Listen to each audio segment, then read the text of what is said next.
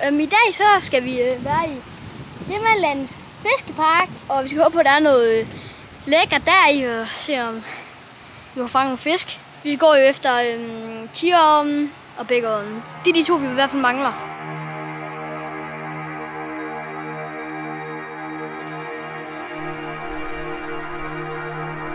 Tak. Faktisk burde du ikke engang støtte mig, for at faktisk en konkurrence. Så. Jep, det var min, det der bare. Så.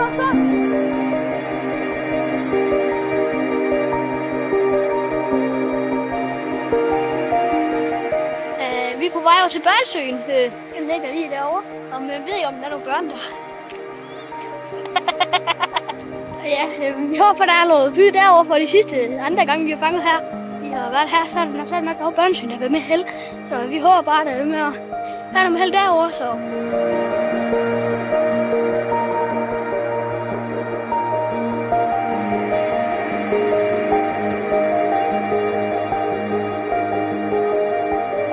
Vi kommer over til børnesøen, og som jeg kan se, der kommer flere fisk hernede i. Der er mange fisk. Så nu vil vi håbe, at det er godt. Det er jo næsten voldsomt en. Er der en mere? Se, så kan jeg se, hvor pænt den er.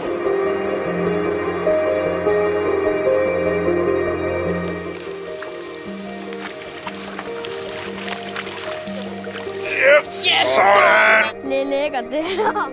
Det er bare så pænt, jo. Det må godt spangsbær. Den kom bare ud i blå. Skal jeg prøve at få den der, som jeg havde på før? Det er den der, som der pisse mange, der flyfter. Den der... Ja, nej. Lille Peter æder. Kravler så kom regnen og skyller Peter ned. Så er det byder.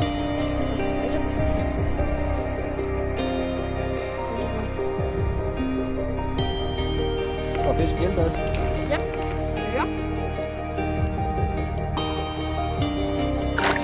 Yes! Hvad er det?